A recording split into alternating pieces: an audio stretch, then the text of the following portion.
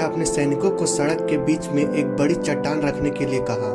चट्टान को बीच सड़क में रखवाकर राजा ने अपने सैनिकों से छुपकर उस चट्टान पर नजर रखने के लिए कहा कि देखना उस चट्टान को रास्ते से कौन हटाता है। लोग उस जगह पर आते रहे और जाते रहे, लेकिन किसी ने भी उस चट्टान को रास्ते से हटाने की कोशिश नहीं की।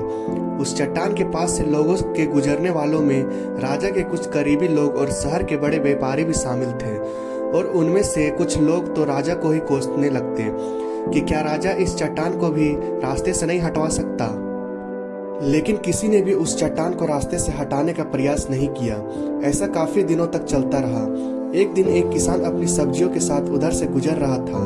उसने चट्टान को रास्ते में पड़े देखा और सोचा कि सबको इस चट्टान की वजह से कितनी तकलीफ हो रही है। उसने अपनी मजबूत लाठी से उस चट्टान को एक तरफ ढकेलने की कोशिश शुरू कर दी। काफी कोशिश के बाद वह उसे सड़क से हटाने में कामयाब हो गया। चट्टान रास्ते से हटाने के बाद किसान अपनी सब्जियों को उठाकर जाने ही वाला था कि अचानक उसकी नजर एक पोटली पर गई, जो ठीक उसी जगह पर पड़ी थी जहां से उसने वह चट्टान हटाए थे।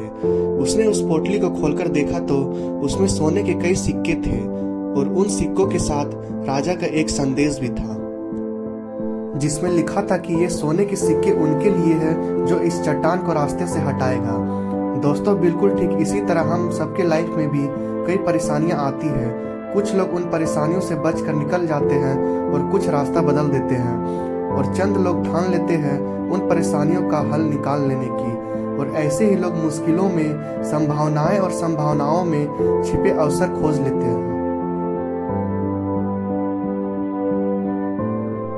मजबूत इरादे और नेक दिल के साथ किए गए कोशिशों के परिणाम हमेशा ही अच्छे आते हैं। इसलिए जीवन के परेशानियों से घबराओ मत, बल्कि उन परेशानियों का हल करने की कोशिश करते हुए जीवन सफर में आगे बढ़ते रहो।